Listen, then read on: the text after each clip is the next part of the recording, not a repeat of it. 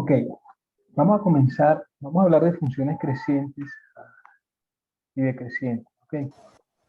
Pero también esto está relacionado con el tema de máximos y mínimos, por lo que vamos a comenzar con este método, digamos, que se llama la prueba del intervalo cerrado, ok. Entonces, la idea que está detrás de esto es una que me parece, recordamos también la clase anterior, cuando estábamos hablando de máximos y mínimos. Nosotros recordamos este teorema, ¿sí? Un teorema que está acá. No.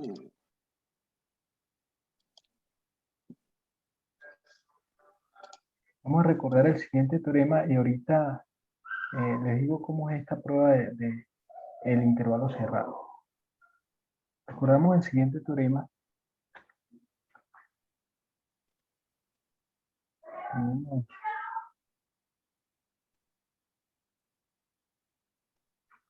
una función continua dentro de un intervalo cerrado. Ok. Y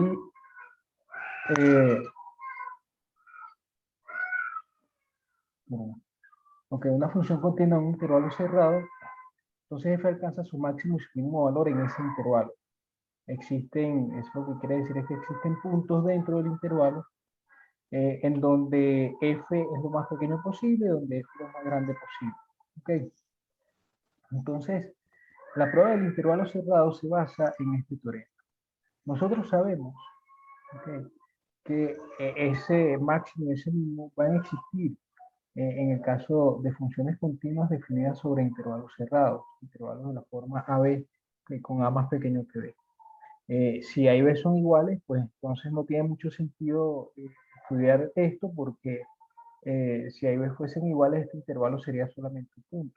Y bueno, una función definida en un punto es un valor y si nos restringimos solamente a ese punto, vamos a tener solo un valor y ese va a ser su máximo, va a ser una función constante básicamente, va a ser su máximo, su mínimo, toda la función sería ese valor. Y eso no tendría mucho sentido para estudiarlo, no habría mucho que decir allí y la verdad es que ni siquiera vale la pena ocupar tiempo en eso. Entonces, por un lado tenemos este teorema, por otro lado, nosotros vimos este otro teorema, que si la función tenía máximo o tenía mínimo dentro de un intervalo abierto, entonces ese máximo o ese mínimo, ese extremo local, ¿okay?, x sub 0, era tal que f' de x sub 0 era igual a 0. Entonces, estos dos teoremas, vamos a poner esto acá también. Entonces, vamos a poner aquí, recordemos los siguientes teoremas. ¿Okay?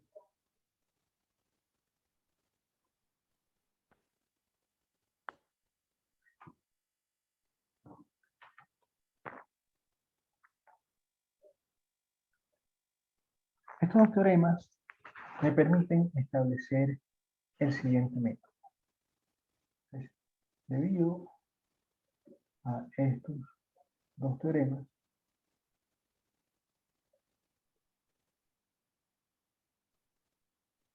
podemos establecer el siguiente método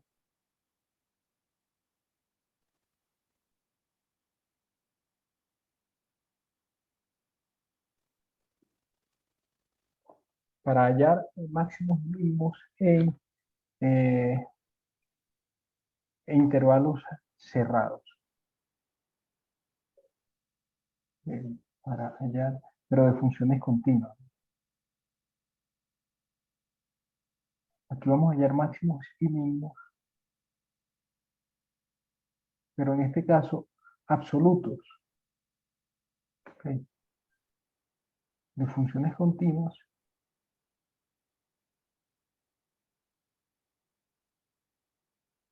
en intervalos cerrados.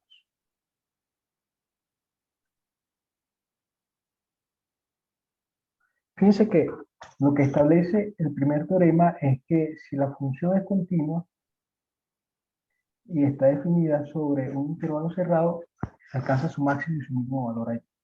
Y lo segundo, el segundo teorema establece que si yo tengo un máximo o un mínimo dentro de un intervalo abierto, entonces ese máximo o ese mínimo, ese punto dentro del intervalo satisface que su derivada, la derivada de la función evaluada en el punto da cero. Es decir, el punto máximo o mínimo es un punto crítico. Entonces, a esto es a lo que vamos a llamar entonces la prueba del intervalo cerrado. Vamos a poner esto un poco más por arriba.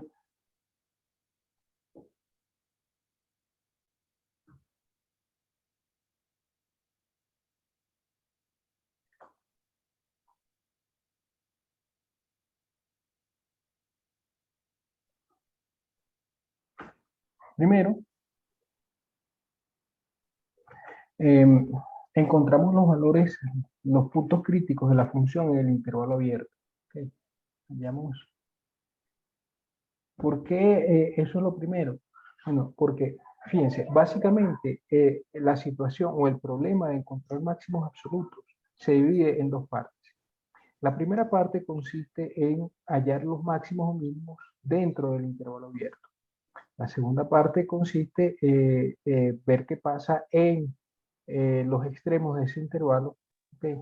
Y la tercera, bueno, es hacer una comparación entre lo que teníamos dentro del intervalo abierto y lo que tenemos en los extremos.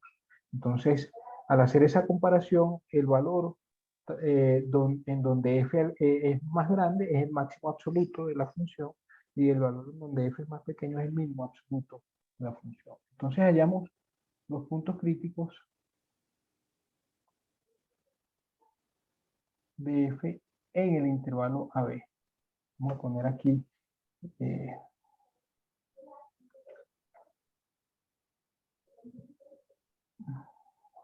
un preámbulo, digamos.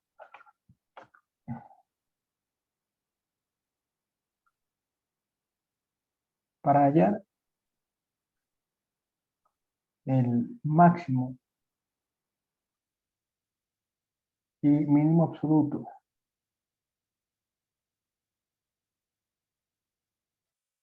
de f, una función continua,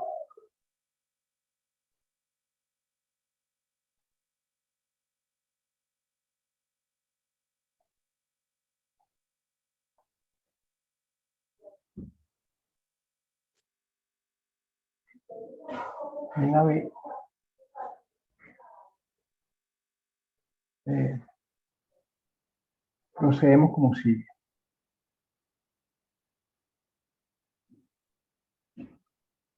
Lo primero es que hallamos los puntos críticos de la función en el intervalo abierto. ¿Esto qué nos permite? Bueno, nosotros sabemos que todos los puntos que son máximos o mínimos en el intervalo abierto son puntos críticos. De manera que este primer paso nos va a permitir conseguir los candidatos a máximos y mínimos. ¿Ok? Los que son candidatos a máximos y mínimos en el intervalo abierto. Como segundo paso, tomamos los extremos del intervalo y evaluamos f en esos extremos. Calculamos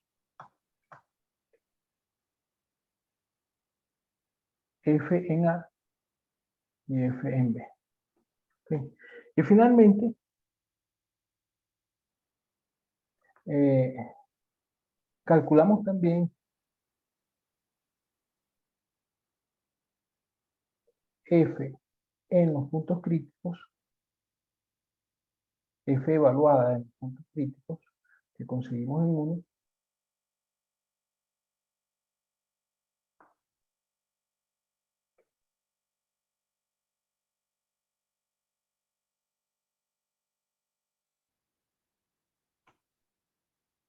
y comparamos todos los valores de f en estos, los valores de f en estos puntos, ¿no? En los puntos críticos y en f de A y f de B.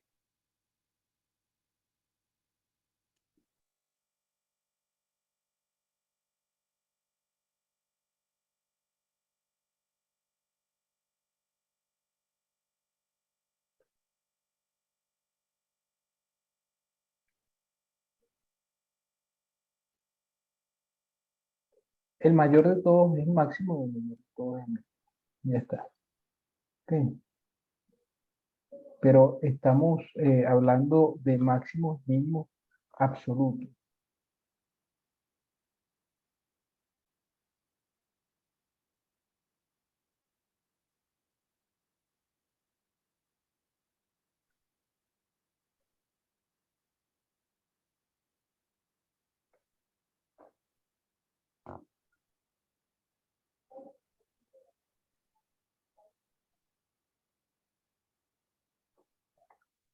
Vamos a ver un ejemplo, solo un ejemplo para aclarar este método.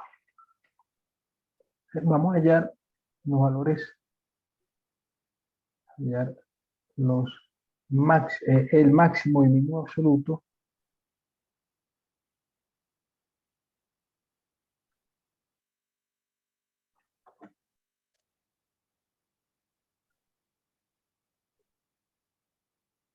de esta función f de x igual x cubo menos 3x cuadrado más 1 en el intervalo 1, 4. ¿Está bien? Sí, vamos a dejarlo ahí. Bueno, según el método anterior, fíjense qué pasa. La situación es que, imagínense que uno tiene, no sé, cuando usted calcula los puntos críticos, usted tiene más de un punto crítico. Por ejemplo, dos o tres o cuatro, qué sé yo. Ok. Yo sé que esos puntos críticos son los candidatos a máximos o mínimos. Ok. Pero a máximos o mínimos locales. Ok. De hecho, eh, esto acá, este teorema es para máximos o mínimos locales. La cuestión es que estos puntos críticos, algunos de ellos pueden ser mínimos locales, otros pueden ser máximos locales, y otros ninguno de los dos.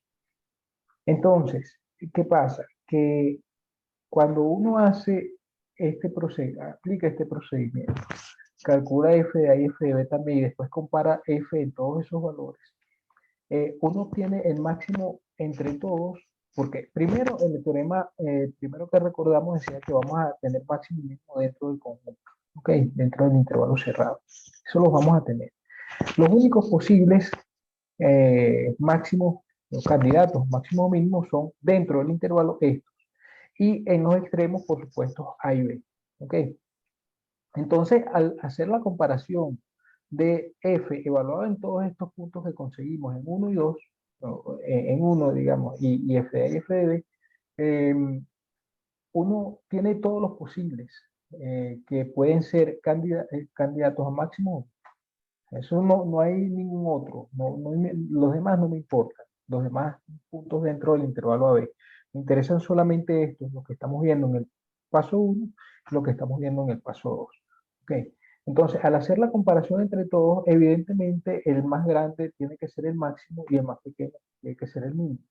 ¿Por qué esto es así? Bueno, porque el más grande de todos va a cumplir con la propiedad, digamos que el X0, a ver, conseguimos Profe, un X, sí, ¿vamos a buscar máximos y mínimos locales o globales? en este caso es global, absoluto y global es lo mismo. ¿Ok? Ok, ya, profe, gracias. Bueno, a la hora.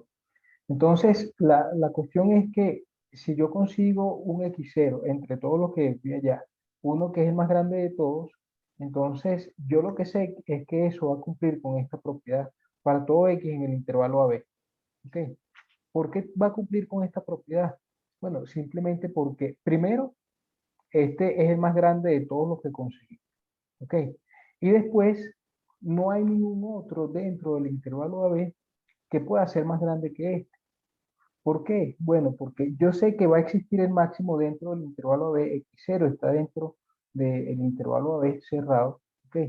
Y después, yo sé que ese máximo tiene que cumplir con la propiedad en el intervalo abierto, a ver, tiene que cumplirla con la propiedad de que f' de x0 vale 0, ¿ok?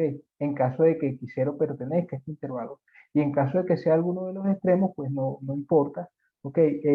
Lo importante es que va a estar dentro del intervalo cerrado. O bien va a estar aquí o bien va a estar en los extremos. Entonces, cuando está dentro, en el intervalo abierto, yo sé que tiene que cumplir con esta propiedad y entonces todos los elementos que cumplen con esta propiedad los estoy cubriendo en el paso 1 y los extremos los estoy cubriendo en el paso 2. Estoy cubriendo todos los posibles que son los candidatos a máximo o mínimo. ¿Okay?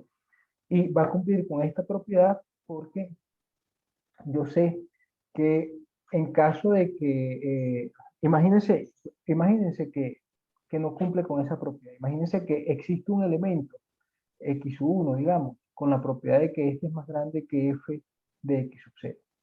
Entonces el máximo sería este, x1. Pero si este es el máximo, entonces hay solo dos opciones. Que x1 sea igual a alguno de los extremos o que x1 sea un punto crítico. Pero si ese es así, entonces ya ese x1 también sería parte de lo que consideramos en el paso 1 y paso 2. Por lo que el x1 y el x0 serían el mismo. O sea, no hay manera de que este método falle cuando estamos calculando máximos absolutos o globales. ¿Ok? Cuando estamos calculando, en cambio, máximos o mínimos locales, allí la situación cambia, porque este método no va a funcionar. Por eso es importante eh, esta parte acá, esto que está acá, para hallar el máximo o mínimo absoluto. Esto es muy importante, que sea máximo o mínimo absoluto. ¿Okay? Si estamos hablando de máximo o mínimo local, entonces, como vamos a ver después, hay métodos para ver si un punto crítico es máximo o mínimo local. O sea, los puntos máximos o mínimos locales, los únicos posibles máximos o mínimos locales tienen que ser puntos críticos. ¿Ok? Y esos puntos críticos, después vamos a usar otros métodos para ver cuál es la naturaleza de esos puntos críticos. Este método no va a servir en ese caso, pero sí que sirve cuando estamos hablando del máximo o mínimo absoluto.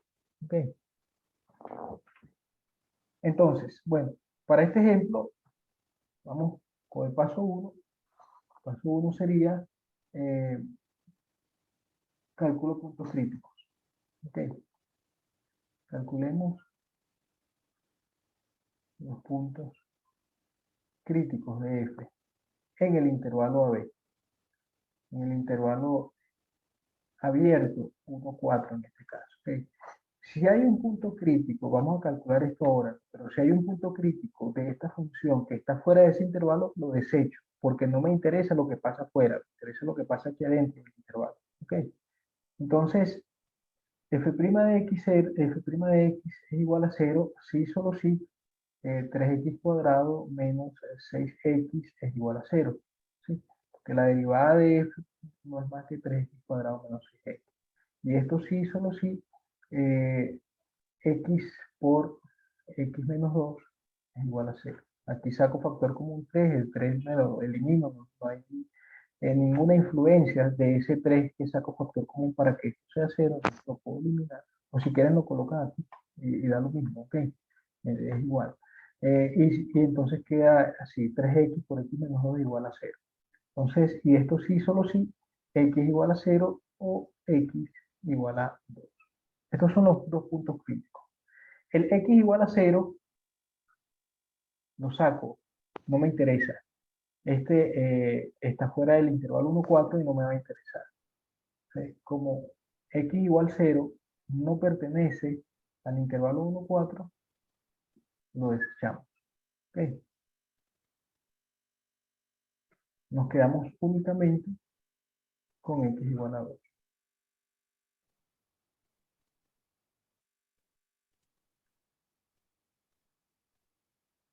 Este es el punto crítico que vamos a tomar acá. Hay dos puntos críticos, pero uno de ellos no está dentro del intervalo, entonces no me interesa siquiera considerarlo. ¿Ok? Como paso 2, tomamos f de A en este caso es igual a f de 1, ¿okay? Y f de 1 corresponde a colocar 1 acá, va a ser 1 al cubo menos 3 más 1. F de 1 es 1 al cubo menos 3 más 1. Entonces es menos 1. ¿Okay? 4 es, sí, f de 4 es 4 al cubo menos 3 por 4 cuadrado más. Ok.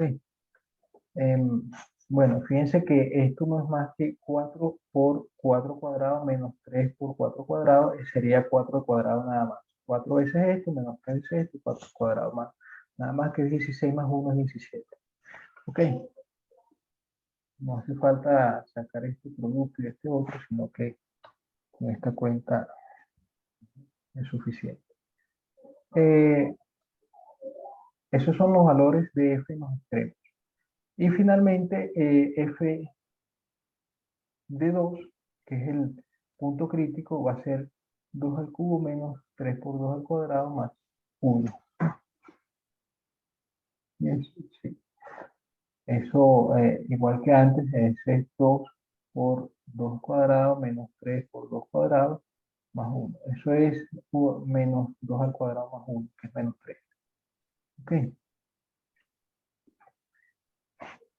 Entonces, como tercer paso, lo que hacemos es comparar. Comparamos F, como hablamos en los puntos críticos también. Bueno, de hecho esto debería estar acá. Y ahora comparamos. Ok. Al comparar estos valores, es claro que F alcanza su máximo absoluto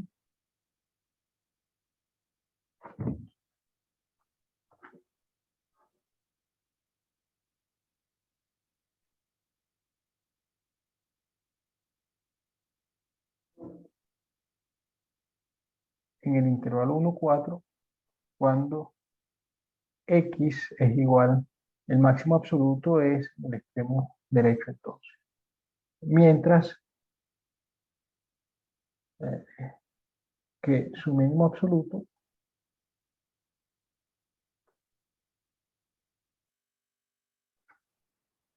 es alcanzado en el punto crítico, en en X igual 2. Ok, vamos a graficar eso para ver este ejemplo. Okay, quiero mostrar este ejemplo. Queda claro que usando este razonamiento, pues este es el máximo, que es 17, en ese punto 17 y este es el mínimo, en X igual a 2. Okay. El máximo es 17 y el mínimo es menos 3, el máximo valor de F y el mínimo valor de F. Pero son alcanzados respectivamente en X igual a 4 y X igual a 2. Eso queda claro, ¿no? Profe, una cosa, en caso de que se dé que una función tiene varios máximos y mínimos, pues solo se toma en cuenta ya sea el menor valor o el mayor valor. Cuando estamos hablando de máximos absolutos y mínimos absolutos, sí. Cuando estamos hablando de que el cálculo es de máximos mínimos locales, entonces este procedimiento no nos sirve porque el problema es que alguno de los que estoy desechando podría ser un máximo o un mínimo local. ¿Ok? Este procedimiento solamente me indica qué pasa en el caso de los máximos mínimos, o sea, si hay máximos o mínimos absolutos y quiénes son. Bueno, no si hay, los va a ver, pero nos va a decir quiénes son. Pero no nos dice qué pasa con el resto de los puntos que desechamos, si esos puntos son máximos o mínimos locales. ¿Ok? Sí, sí. Eso eh, lo vamos a ver con otro método. Hay un criterio de la primera derivada y hay otro criterio de la segunda derivada. ¿Ok? Bueno, esto, ¿cómo es la cosa de condición? Ok. Sí, vamos a poner en el intervalo, mm, era 1, 4, ¿no? Menor que 4.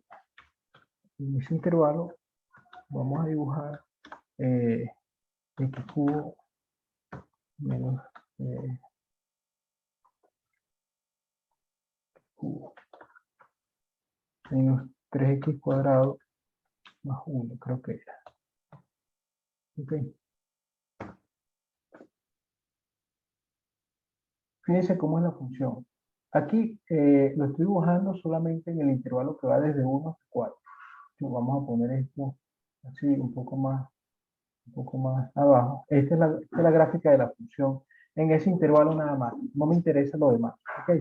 Entonces, fíjense que efectivamente lo que está pasando es que el máximo valor se alcanza en 4. El x igual a 4 acá. Ok, ese máximo valor es el valor 17. Ok, de hecho eso lo calculamos, ¿no? Y el mínimo valor se alcanza justo en el punto crítico, que es cuando x vale 2. Ok, entonces vamos a dibujar esos puntos para, era 2, ¿cuánto era que valía? Menos 3, ¿no? Es ese punto que está ahí. El otro, 1,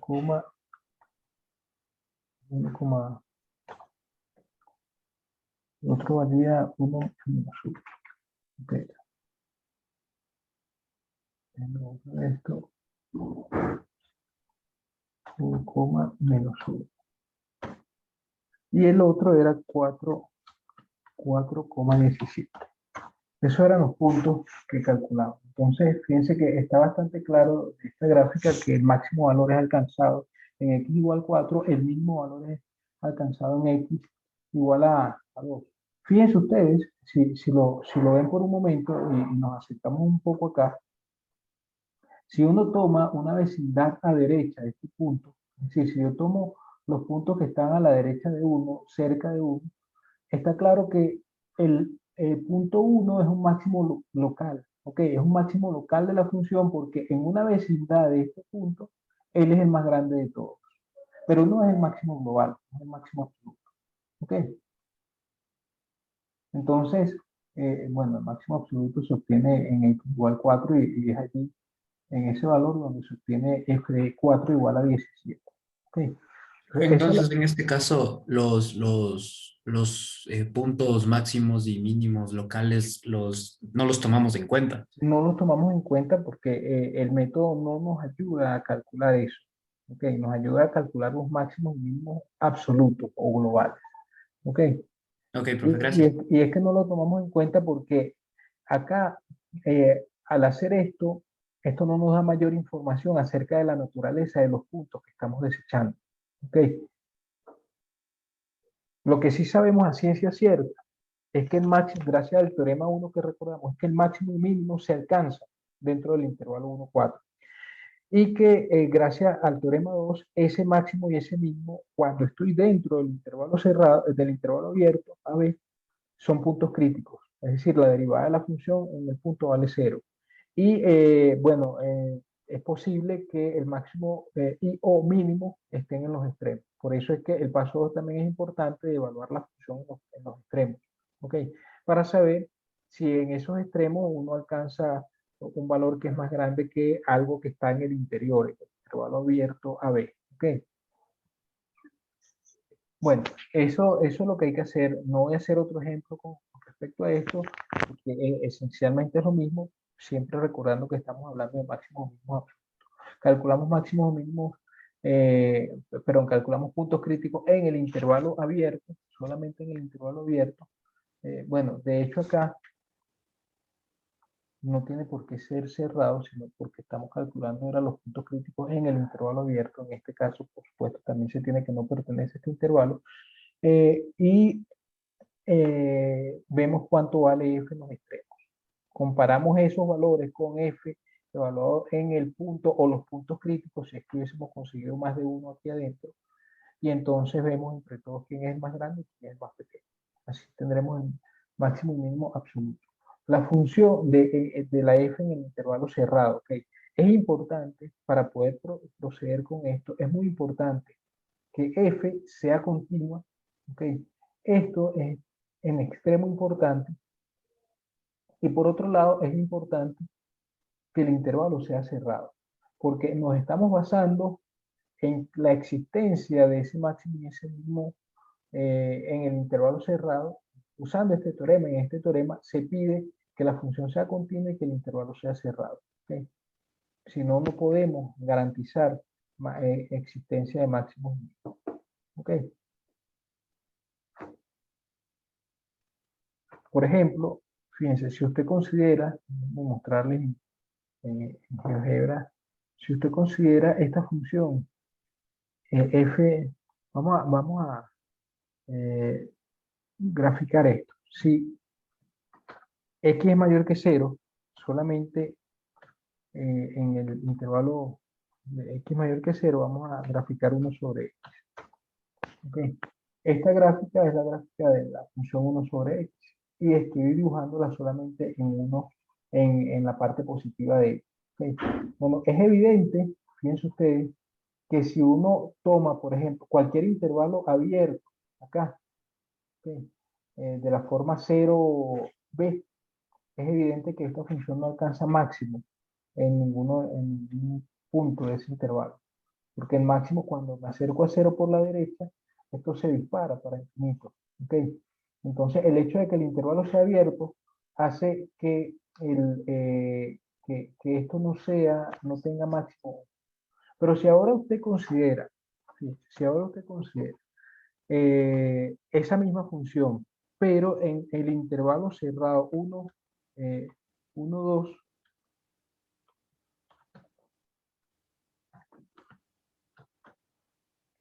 voy a quitar esto por un momento, esto es lo que aparece, esta parte que está acá.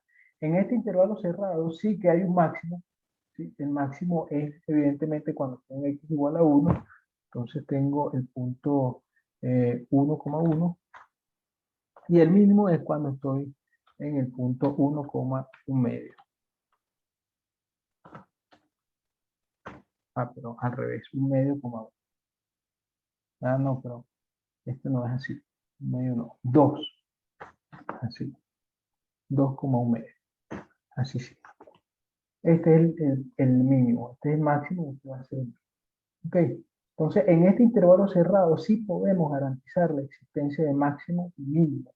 Si el intervalo fuese abierto, entonces no podríamos garantizar eso. De hecho, no tendría máximo ni mínimo esta función en el intervalo abierto 1, 2, no. ¿Por qué? Bueno, porque mientras más cercano estoy a 1, más grande es. Mientras más cercano estoy a 2 por la izquierda, más pequeño es. Entonces, no hay un máximo ni mínimo en el intervalo abierto, pero en el intervalo cerrado sí, porque estoy incluyendo los extremos y precisamente esos puntos son uno de ellos el máximo, este que está acá, y el otro el mínimo. ¿Okay? Por eso es importante que acá nosotros garanticemos que la función que estoy considerando, esta función f, es una función continua y además definida, el problema que estamos tratando de resolver está dentro de está siendo estudiado en un intervalo cerrado. A ver, ok, eso es en extremo importante. Si no lo hago, si lo considero solamente en el intervalo abierto, eh, ya este segundo paso, por ejemplo, yo no podría dar. ¿Por qué? Bueno, porque ahí no pertenecen al conjunto en donde yo estoy estudiando la función. Entonces, ¿cómo voy a evaluar f en a y f en b? Podría hacerlo, pero es que estos dos no los tengo que considerar porque el intervalo sería el intervalo abierto. ¿Ok? Entonces es importante eso. Ahora sí, vamos eh, a recordar, vamos a recordar otra cosa, pero primero eh, vamos a recordar eso. Recordemos ahora el teorema del valor medio. El teorema del valor medio, lo vimos acá, lo que establecía era lo siguiente. Teníamos, eh, bueno, esa parte no lo voy a tomar, nada más esto.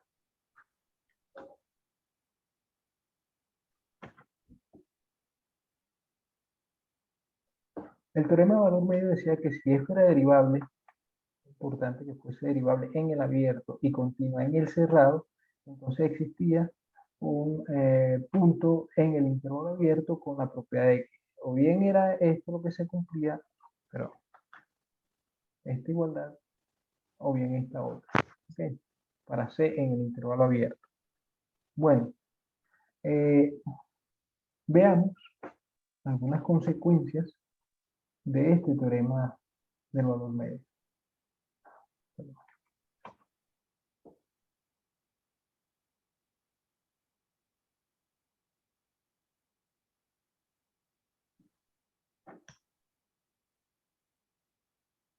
Una de las consecuencias que tiene el teorema del valor medio es precisamente el resultado al que quiero llegar acá, que es el resultado con respecto al criterio de la primera derivada para máximos y mínimos locales. Queremos ver algunas consecuencias del teorema del valor medio. La primera consecuencia es este teorema. En este teorema tenemos una función definida en AB, okay, de AB en R, continua en el cerrado y derivable en el abierto.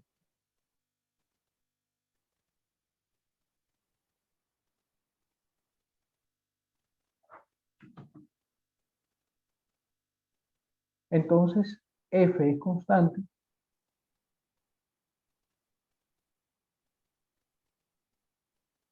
si solo si f' de x es igual a 0 para todo x en el intervalo abierto.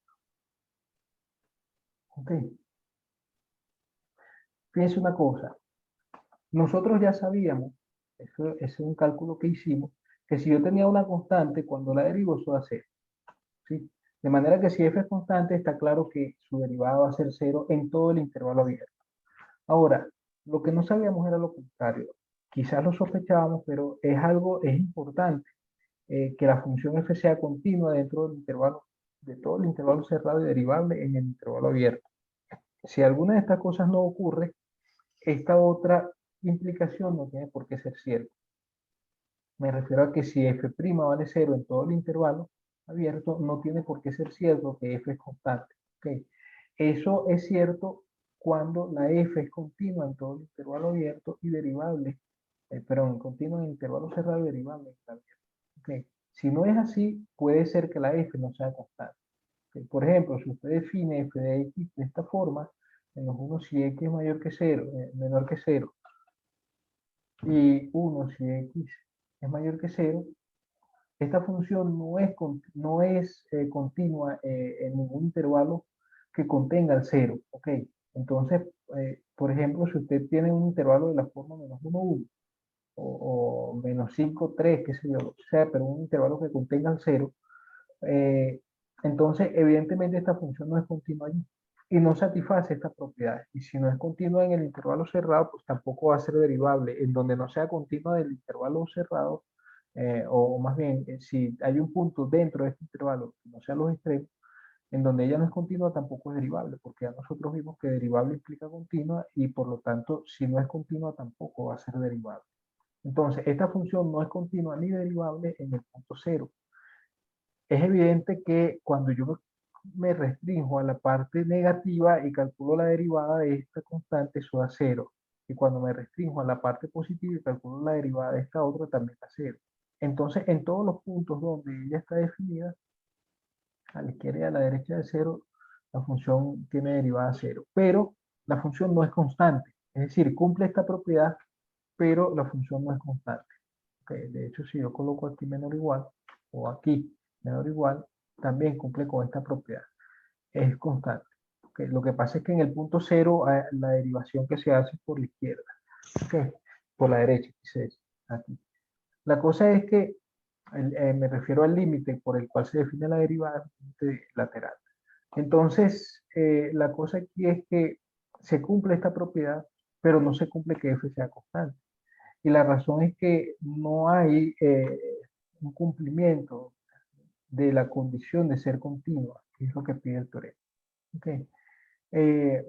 Bueno, la demostración de este teorema es simplemente, hay que hacer una sola de las dos direcciones. Cuando uno tiene un sí, solo sí, yo no sé si eso lo vieron ustedes en lógica o en, eh, en la nivelación, pero cuando usted tiene un sí, solo sí, usted tiene que mostrar dos cosas. Que si pasa esto, entonces pasa esto. Y si pasa esto, entonces pasa esto. O sea, de un lado para el otro, de aquí para allá y de allá para acá. ¿Ok? Las dos direcciones. Entonces, eh, ¿cómo veo? Vamos a asumir, la demostración es muy fácil. Asumamos que f' de x vale 0 para todo x en el intervalo abierto a b. ¿Ok? Entonces, lo que ocurre es que si para ver que la función es constante, lo que yo tengo que hacer es ver que vale lo mismo en todos lados. ¿Sí? Entonces, sean, por ejemplo, x0 y x1 elementos de este intervalo AB. ¿Sí? Yo quiero ver cómo es cualquier, para ver cómo,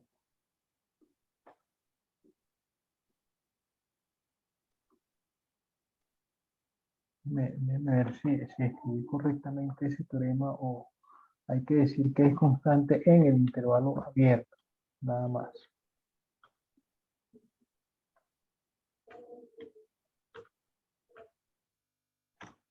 Sí, en el intervalo abierto. Constante.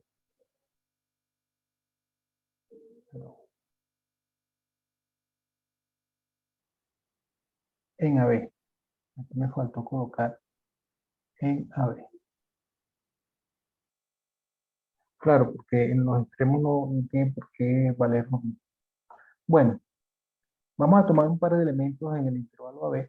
Y lo que quiero ver es que como si resulta que yo logro mostrar que estas dos cosas son iguales, como estamos tomando x0 y x1 de manera arbitraria, esto va a ser siempre cierto, no importa quién sea x0 y x1 dentro del intervalo AB, por lo que f va a valer lo mismo en todo el intervalo AB abierto. ¿Okay?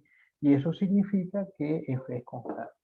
Entonces, lo que tengo que hacer es mostrar que si tengo este par de puntos cualesquiera dentro del intervalo AB, entonces f0 y f1 son iguales. ¿Okay? Ahora, por el teorema del valor medio, como f es continua en el intervalo cerrado de x0, x1, y derivable también allí, pero en el abierto,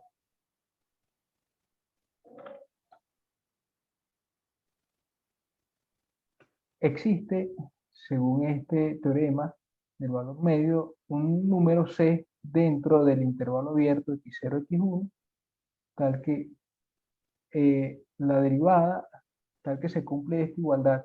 ¿Sí? Solo que ahora los extremos que estamos considerando, esta segunda igualdad que está acá, los extremos que estamos considerando son x0 y x1 en lugar de f. Entonces, tal que f de x1 menos f de x0 es igual a f' en c por x1 menos x0. Okay.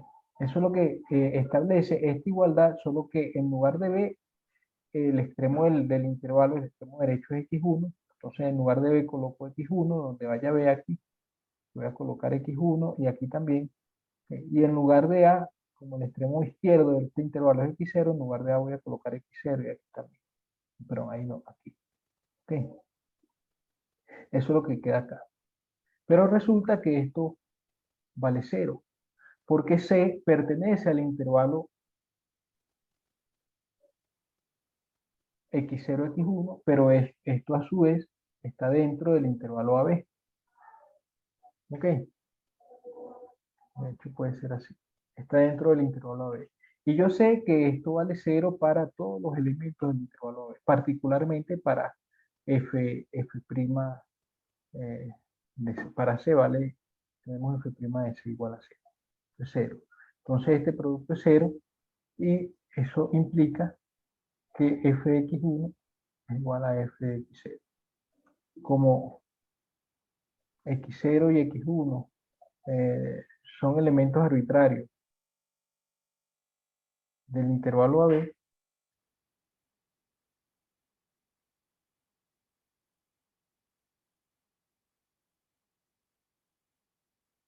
se tiene que f vale lo mismo en todo el intervalo AB.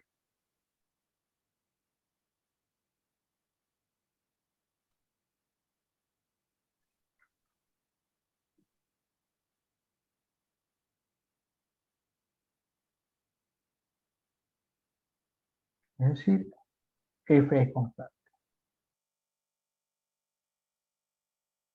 Y eso termina la demostración. Es tan sencillo como esto. Simplemente darse cuenta de que lo que tengo que hacer es ver que para cualquier par de puntos dentro del intervalo AB, f valora en esos puntos da lo mismo, pero eso proviene de usar el teorema de valor medio en este intervalo, el intervalo x0, x1.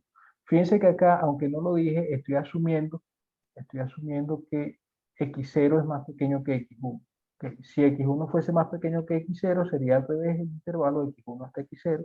Pero bueno, solo para fijar ideas, uno no pierde generalidad en asumir que esto es así, que x0 es más pequeño que x1. Cuando uno aplica el teorema de valor medio a f en este intervalo, resulta esta igualdad, o esta que está acá, que ya está aquí.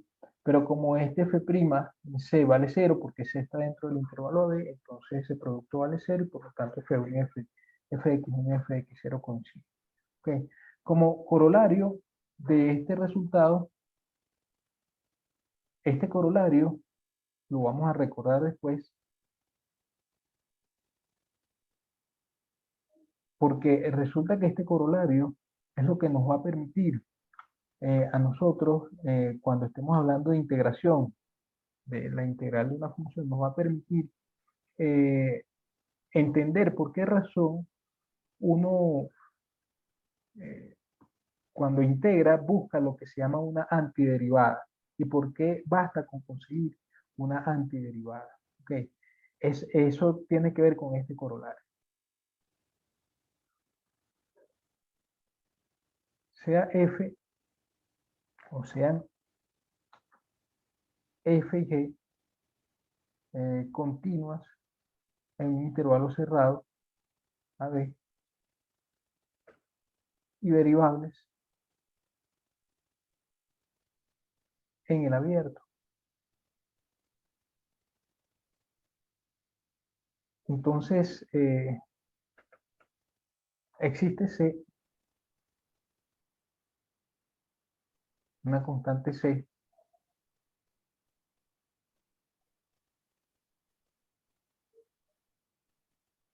tal que f de x es igual a g de x más, a ver, así es la cosa.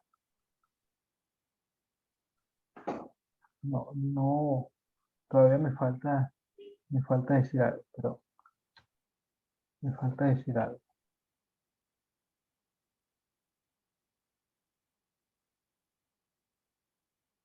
Estas deben cumplir lo siguiente, tal es que f' de x es igual a g' de x para todo x en el intervalo AB. Esto debe cumplirse también.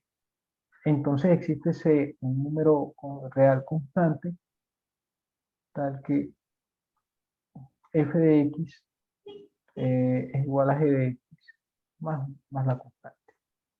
Es decir, lo que establece este corolario, este resultado, es que si dos funciones son continuas en el cerrado y derivables en el abierto, y además ellas, sus derivadas, coinciden en el intervalo abierto, es decir, todas las derivadas son iguales, f' y g' son iguales para todo x en el intervalo abierto, entonces las dos son casi la misma función, f y g son casi la misma función, salvo por una constante, en el sentido de que la diferencia, fíjense ustedes que si uno escribe esto, esto lo puede escribir de esta manera, entonces uno puede decir que son casi iguales en el sentido de que la diferencia entre las dos es una constante.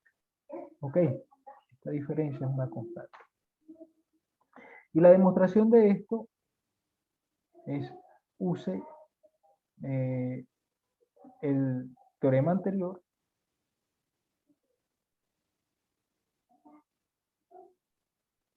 con esta función h igual a f menos y. Esa es toda la demostración. Usar el teorema anterior con esta función y se obtiene el resultado que estamos diciendo que se cumple. ¿Ok? Porque si usted usa esto con el teorema anterior con f menos g, entonces ¿qué pasa? Que f menos g es una función continua en el cerrado, derivable en el abierto, porque f y g lo son, ¿ok? Y además, la derivada de h, ¿quién sería? H', ¿quién sería? H' sería f' en x menos g' en x. Pero como estas son iguales, en todo el intervalo abierto a b, esto va a ser cierto para todo x en a b. ¿Ok? Eso quiere decir que h' vale 0 para todo x en a b. Pero si h' vale 0 para todo x en a b, según el resultado anterior, esa función h tiene que ser constante. Entonces, cuando usted hace h constante, eso equivale a escribir f menos g constante. Y eso es lo mismo que escribir f igual a g más c, que es lo que está aquí arriba. ¿Ok? Entonces, esa es la demostración, es usar, no voy a copiar esta parte, solamente estaba diciendo qué es lo que hay detrás de esto que digo acá, es el teorema anterior con esta función para demostrar eso. ¿Ok? Fíjense, eh, por ejemplo,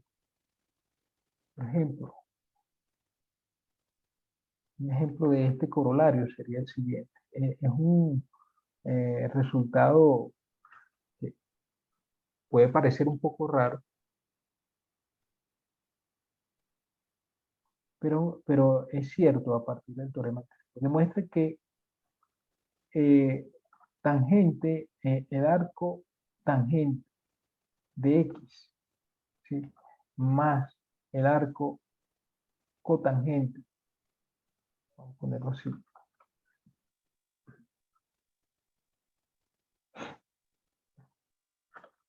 es igual a primero. ¿Okay? Eso eh,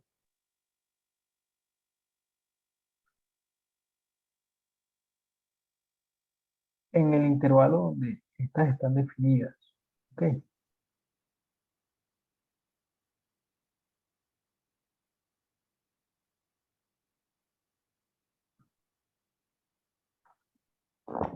Bueno, la solución es la siguiente. Primero, bueno, yo les pedí calcular las siguientes derivadas. Entonces, yo simplemente voy a suponer que lo hicieron, que la calcularon, y voy a decir cuánto vale la derivada de cada una de estas. Recordar que el arco tangente de x tiene por derivada a 1 sobre 1 más x cuadrado. Y que el arco cotangente tiene por derivada a 1 sobre 1 más x cuadrado, pero negativo. ¿Okay?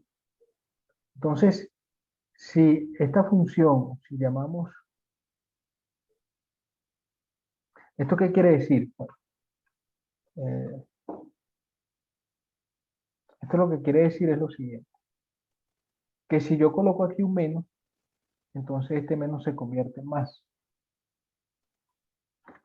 ¿Está claro? Por lo tanto, y esto vale,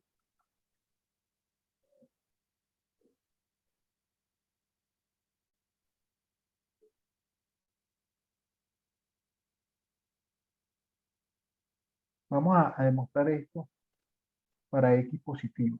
¿Ok? Porque para x positivo es que eso es, para x negativo la cosa puede ser distinta, vamos a considerar x positivo nada más. Esto es válido para todo x positivo. Luego, debido a el resultado anterior al corolario, fíjense que lo que tenemos es la situación del corolario anterior. Tenemos que dos funciones cuyas derivadas coinciden en todos los puntos de un intervalo abierto. Esta función arcotangente y esta función menos arcotangente tienen derivadas que coinciden. Debido al corolario, esta función arcotangente va a ser igual a la otra función menos arcotangente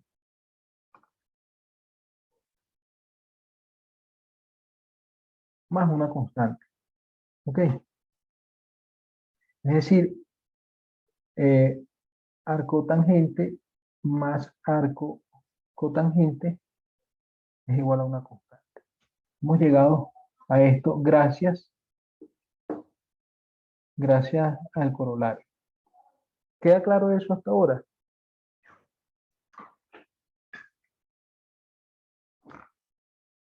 O sea, yo lo que estoy haciendo es tomar estas dos funciones, las que aparecen aquí sumadas, ¿ok? Y estoy calculando sus derivadas. Bueno, se supone que eso lo hicieron ustedes como ejercicio y yo les dije que simplemente lo voy a recordar. La derivada del arco tangente es 1 sobre x cuadrado y la de arco cotangente, en cambio, es menos 1 sobre x, 1 más x cuadrado. Y si coloco un menos acá, el menos acá se quita y queda 1 sobre 1 más x cuadrado. Eso quiere decir que esta función, que si quieren a esta que está acá, perdón, a esta función le llamamos f, a esta función le llamamos g, entonces lo que tenemos es que f' y g' son iguales. Entonces esto va a ser f igual a g más c. Lo que estoy usando es el teorema anterior, esto que está aquí arriba, justo lo que está aquí. Ok. Entonces, esto se puede escribir como lo que está abajo. Y por lo tanto, vamos a llegar a lo siguiente. Tenemos que esa suma es constante. Ahora, lo único que hace falta para terminar la demostración es ver cuánto vale esa constante. Bueno, fíjense que en el caso, bueno, vamos a verlo así, como tangente de en pi medios cuartos, ok, tangente de pi cuartos es igual a 1 y cotangente de pi cuartos también, ¿verdad? Estamos hablando, recuerden que aquí los valores que estamos tomando son positivos, entonces arco tangente de 1 es pi cuartos y esto también es igual a arco cotangente de 1. Entonces, para x positivo, que en este caso el x es 1, es el caso en el que estamos, ¿ok? Se tiene esta igualdad. Esta igualdad es cierta. Esto es para x mayor que 0. ¿Ok? ¿Esto qué significa? Bueno, que al evaluar la igualdad de esta, vamos a llamarle este asterisco, asterisco, en x igual 1, obtenemos lo siguiente, obtenemos que pi cuartos más pi cuartos es igual a c. Porque esto, o sea, tendríamos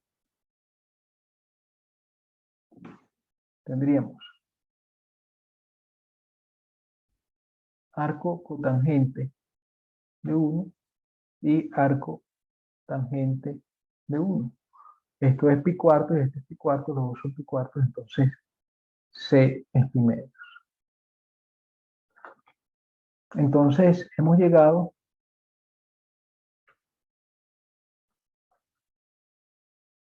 así que esto que está acá en realidad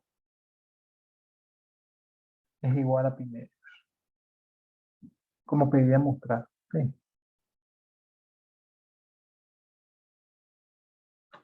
Tiene que ser para x mayor que 0.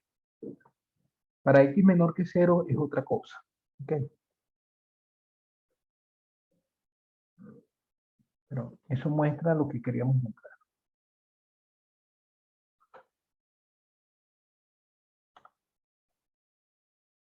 Ahora,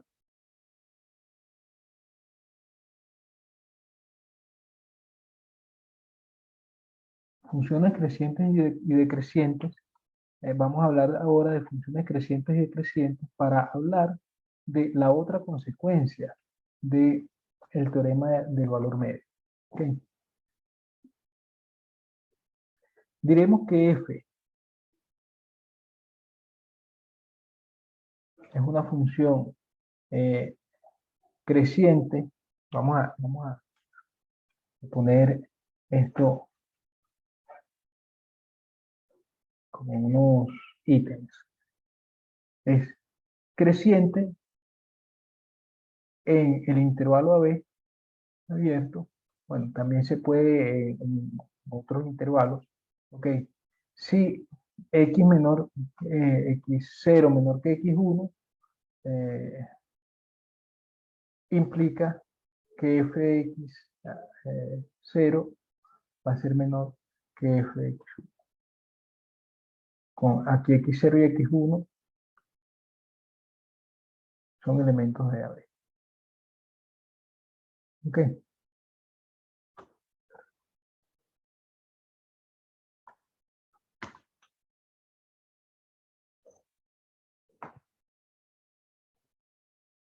Vamos a decir que es decreciente en AB si x0 menor que x1 implica que f de x0 es mayor que f de x1. Con x0 y x1 también elementos de AB. Ok.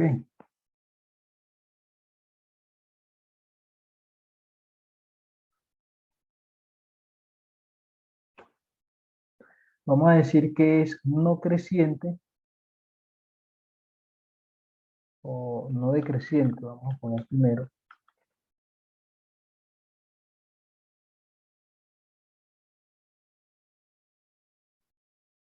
No decreciente en AB si ocurre algo parecido a esto. Solo que no es exactamente eso.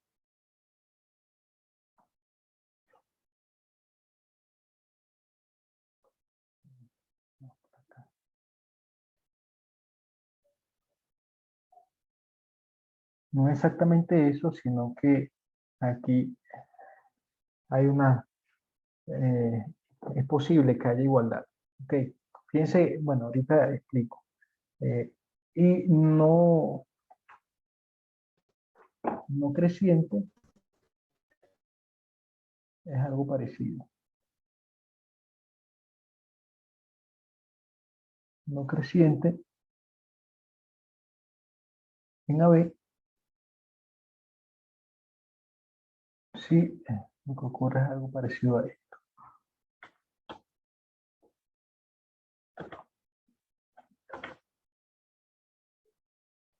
Pero aquí también se puede la igualdad. Bueno, fíjense, vamos a dejar claro esto, ¿no? La situación acá es que la función va a ser creciente en el intervalo AB si lo que ocurre es que cada vez que x0 sea menor que x1, la función preserva la desigualdad. ¿Ok? Es importante, aquí quiero que quede claro lo siguiente. Es importante que lo que se necesita para ser creciente, que entiendan que lo que necesita para ser creciente es que la función preserva la desigualdad. Es decir, que si uno tiene, por ejemplo, x0 mayor que x1, entonces eso implicaría que si la función es creciente, entonces se tendría esto. Es decir, lo que realmente me interesa a mí es que esta desigualdad se preserva. Eso es lo realmente importante.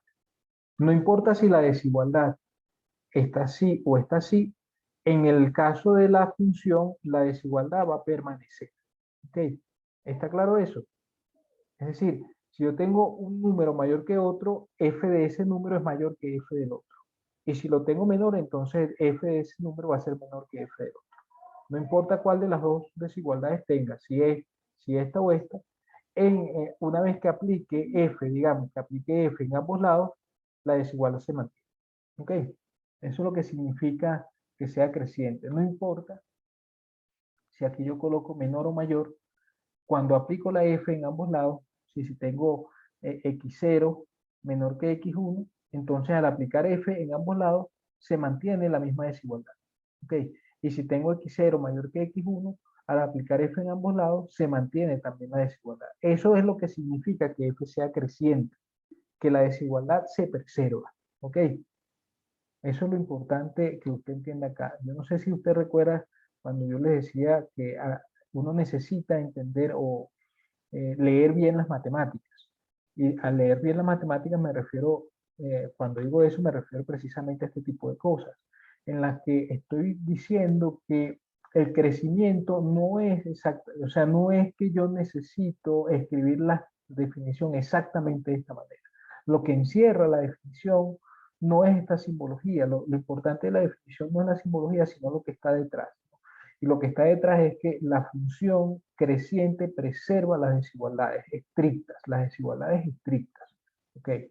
Las funciones decrecientes invierten las desigualdades, porque fíjense ustedes, acá, como les decía, lo importante es que esta desigualdad se preserva. En cambio acá la desigualdad cambia cuando la función es decreciente. ¿Ok? Cuando la función es no creciente, eso quiere decir, es como que fuese creciente, pero no preserva exactamente la desigualdad, sino que la preserva, pero da la posibilidad de que haya una igualdad. ¿Ok? Es muy parecido a lo que está en la primera línea, solo que eh, las F podrían coincidir. ¿Ok? En la primera línea, cuando hablamos de creciente, de una función creciente, uno preserva la desigualdad tal cual, con un menor estricto. Fíjense ustedes que en algunos libros usted va a encontrar esta definición como estrictamente creciente y esta como estrictamente decreciente. Y a estas dos como de creciente y decreciente. ¿Okay? Bueno, eso depende de cada autor. ¿No? Esta es la forma como vamos a llamar a esto. ¿Okay? Entonces, en las crecientes, la desigualdad estricta se preserva, en las decrecientes, la desigualdad estricta se invierte, en las no decrecientes es como que fuese creciente, pero con la posibilidad de que aquí haya un igual, y en las no crecientes es como que fuese decreciente, pero con la posibilidad de que aquí haya un igual. También. ¿Okay? Eso es la definición que tenemos acá para este tipo de función. Ejemplos de este tipo de funciones. Bueno,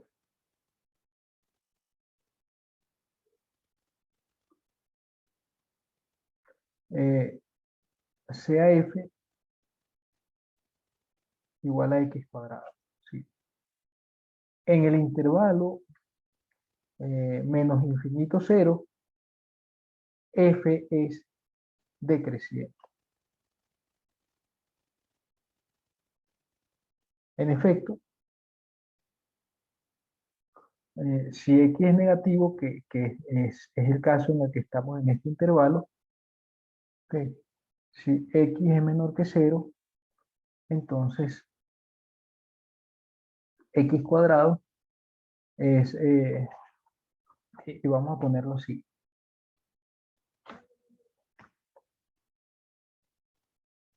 Vamos a ponerlo así mejor. Si x1 y x2 están en este intervalo, o x0 y x1 pertenecen al intervalo menos infinito 0, es decir, ellos son negativos, y además se cumple la desigualdad y x0 es menor que x1, entonces fíjense qué pasa.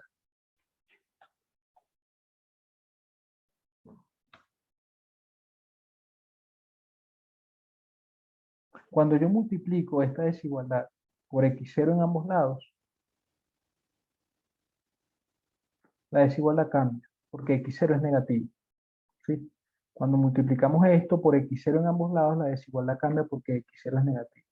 Ok, eso por un lado. Es decir, x0 cuadrado es mayor que x0 por x1. ¿Estamos claros?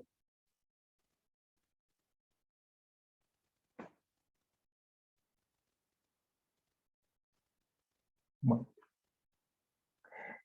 Y si yo ahora hago lo mismo, pero multiplicando por x1 en ambos lados, la desigualdad también cambia. La desigualdad también cambia porque yo tengo, estoy multiplicando esta desigualdad por un número negativo, que es x1. Entonces, llegamos a que x es 0 por x1 es mayor que x1 cuadrado. En conjunto, esta desigualdad y esta otra nos lleva a que x0 cuadrado es mayor que x1 cuadrado. Es decir,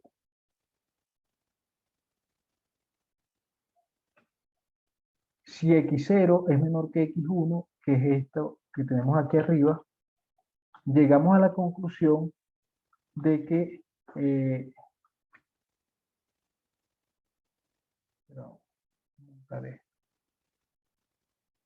llegamos a la conclusión de que x0 cuadrado es mayor que x1 cuadrado.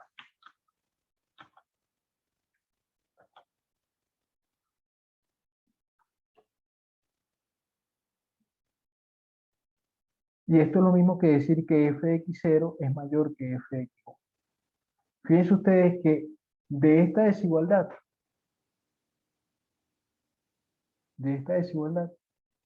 llegamos a esta otra. Se invirtió la desigualdad. Y como se invierte la desigualdad, pues hay decrecimiento. La función es decreciente. ¿Ok? De la misma manera, se puede ver, ejercicio, muestre usted que si estamos en el intervalo 0 infinito, f es creciente. En ese caso, f es creciente. Lo que ocurre en ese caso es que la desigualdad se preserva. ¿Ok?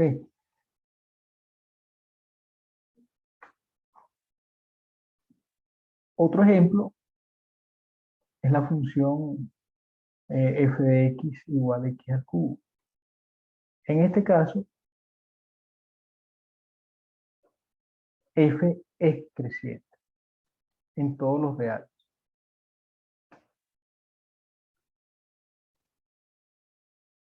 En efecto, si usted toma un x0 cualquiera, ¿okay?, menor que x1, por supuesto x0 y x1 números reales, entonces hay dos posibilidades. Bueno, voy a ponerlo así. Entonces, x0 al cubo es menor que x1 al cubo. ¿Ok? Y la demostración de esto es el ejercicio. Hay dos posibilidades. Bueno, hay más de dos. En el caso en el que x0 y x1 ambos son negativos. El caso en el que x0 y x1 ambos son positivos. Y el caso en el que x0 es negativo y x1 es positivo. En cualquiera de los casos vamos a tener esta desigualdad. De manera que vamos a tener que f de x0 es menor que f de x1 y por lo tanto esto, a partir de esa desigualdad, vamos a llegar a esta otra. Lo que significa es que la desigualdad se preserva. ¿Ok? Y por lo tanto tenemos crecimiento. Entonces, el ejercicio es ver qué pasa en estos tres casos. x0 y x1 positivos, x0 y x1 negativos y x0 negativo, el otro positivo. Okay. Sugerencia para el ejercicio es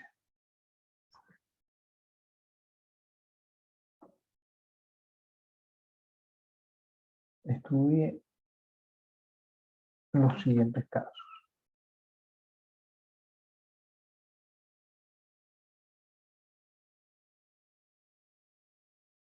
Ok.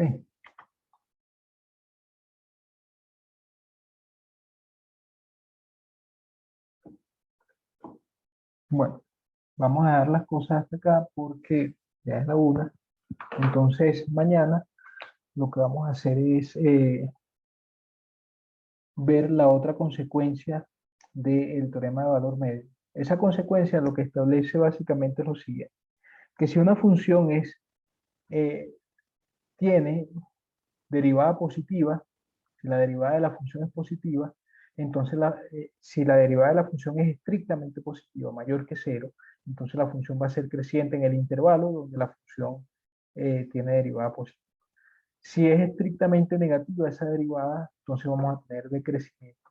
Si es mayor o igual que 0 la derivada, vamos a tener no crecimiento, y si es menor o igual que 0, vamos a tener si es mayor o igual que 0 es no decrecimiento, y si es menor o igual que 0, no crecimiento. ¿Ok?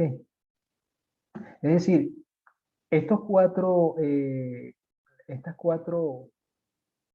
características posibles que tiene la función en los intervalos abiertos se pueden estudiar simplemente usando la derivada de la función en los intervalos. Y ya después vamos a ver cómo usar eso para mostrar en qué sitio la función crece y en qué sitio la función decrece. Eso además nos va a permitir usar el criterio de la primera derivada para máximos íntegros. Bueno, lo voy a dejar hasta este punto y Dios mediante